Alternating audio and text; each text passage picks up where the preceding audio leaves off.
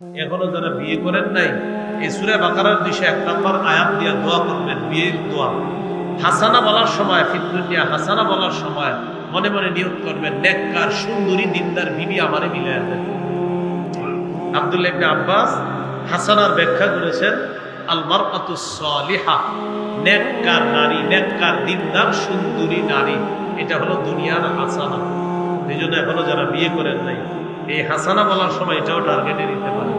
আর আমরা যারা বিয়ে করে ফেলছি আমরা কি বলবো? হাসানা ফিদ দুনিয়া বলার সময় দুনিয়ার সমস্ত কল্যাণ আমাদের মাকসাদ থাকবে। এই দুনিয়াতে যত কল্যাণ আছে আল্লাহ দান করেন। আল্লাহ এটাই তো ইমানদারের স্বভাব, ও দুনিয়াতেও আমার কাছে চায়, আখেরাতেও আমার কাছে চায়। এই জাতীয় মানুষগুলা দুনিয়াতেও পাবে, আখেরাতেও পাবে, তবে উদ্দেশ্য তাদের আখেরাত মাকসাদ, দুনিয়া মাকসাদ না। ইমানদারদের মূল হবে আখেরাত। হ্যাঁ, এরপরে অন্য কিছু তারা তালাশ করবে হালাল পন্থায়, তবে তার মূল মাকসাদ আখেরাত।